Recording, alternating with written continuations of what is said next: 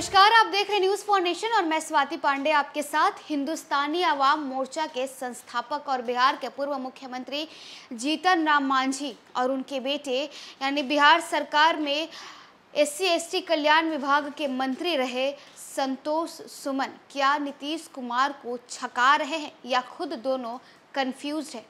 ये सवाल इसलिए क्योंकि भले ही बिहार सरकार से जीतन राम मांझी के बेटे संतोष सुमन ने इस्तीफा दे दिया हो, लेकिन अभी भी जीतन राम मांझी खुद को महागठबंधन से अलग नहीं कर पा रहे हैं।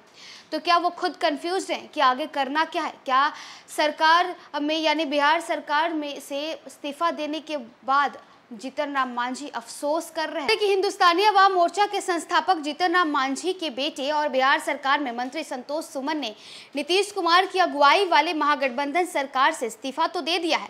इस्तीफा देने के बाद संतोष सुमन ने कहा कि वो और उनकी पार्टी अभी भी महागठबंधन में है।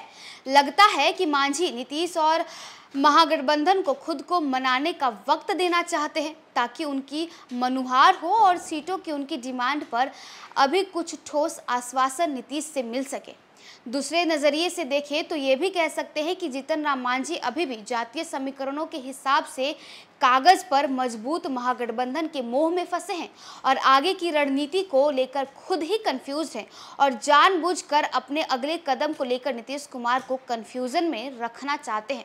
बीजेपी दोनों हाथ खोलकर जीतन राम मांझी का स्वागत करने के लिए तैयार है। मांझी खुद पिछले महीने दिल्ली में अमित शाह से मिले थे, लेकिन तब भी बाहर निकलकर कहा था कि उन्होंने आजीवन नीतीश के साथ रहने की कसम खाई है। फिर जून में कहने लगे कि 5 सीट नहीं मिला तो वो जिनके साथ जाएंगे वो जीत जाएंगे। जाएंगे कहाँ बताया नहीं, लेकिन समझने वाले समझ सकते हैं कि बीजेपी और एनडीए की बात कर रहे थे, जहां पहले से चिराग पासवान और मुकेश सहनी वेटिंग में हैं। मांझी ने महागठबंधन और नीतीश से पूरी तरह संबंध नहीं तोड़ा है। इससे मांझी ने बीजेपी को भी वेटिंग और गेसिंग में लटका रखा है। मांझी ने फिलहाल बस बेटी संतोष सुमन से इस्तीफा दिला दिया है, जिसे मंजूर करना या ना करना नीतीश कुमार के ऊपर है। नीतीश अगर इस्तीफा राज्यपाल को भेज देते हैं तो मान लिया जाएगा कि मांझी के नखरे उठाना अब उनके वश से बाहर है और उनका मन मांझी की उछल कूद करके दबाव बनाने की राजनीति से भर गया है। अगर इस्तीफा नहीं मंजूर करते तो नीतीश के पास मांझी को बतौर महागठबंधन की एक पार्टी के नेता के तौर पर 23 जून की मीटिंग में बुलाने का दबाव बनेगा। मांझी के बेटे ने विपक्षी दलों की 23 जून की एकता मीटिंग का बुलावा हमको नहीं आने का सवाल उठाते हुए कहा कि उनकी पार्टी भले छोटी हो लेकिन महागठबंधन का हिस्सा तो है। जदयू में विलय के दबाव की बात को सच मान लेने तो यह नीतीश की रणनीति हो सकती है कि मांझी की पार्टी जदयू में आ जाएगी तो आरजेडी से सीटों के लेन देन में उनका वजन बढ़ेगा और फिर मांझी के 2 लोग भी जदयू के सिंबल पर लड़ जाए तो पार्टी को आगे कोई परेशानी नहीं होगी। 2020 के विधानसभा में हम एनडीए में था, तब उसे 7 सीट सीधे और उसके कुछ कैंडिडेट बीजेपी के टिकट पर लड़ रहे थे। मांझी 2019 के लोकसभा चुनाव में महागठबंधन के साथ 3 सीट लड़ रहे थे। मांग तो वो खुलकर 5 लोकसभा सीट रहे थे, लेकिन अंदर की चाहत है कि उनको 2-3 सीट फिर मिल जाए, जो अब महागठबंधन में जदयू की एंट्री के बाद संभव नहीं है।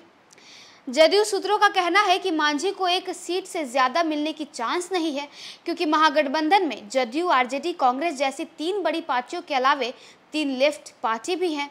सीट तो सबको चाहिए। मांझी के पक्ष में एक ही बात है कि महादलित वोट 2% है, जिस पर मांझी के पकड़ होने का दबाव किया जाता है।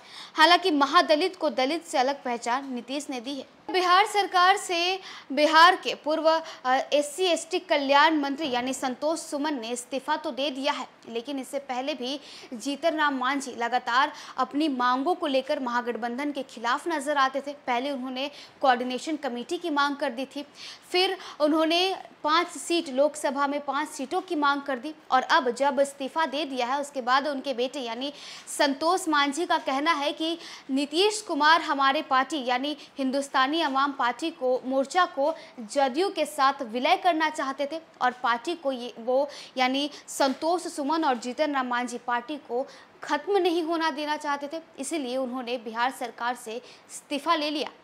तो देखिए, जहां एक तरफ उनके बेटे यानी संतोष सुमन ने बिहार सरकार में से इस्तीफा दे दिया है, लेकिन वहीं दूसरी तरफ जीतन राम मांझी अभी भी कंफ्यूज्ड नजर आ रहे हैं।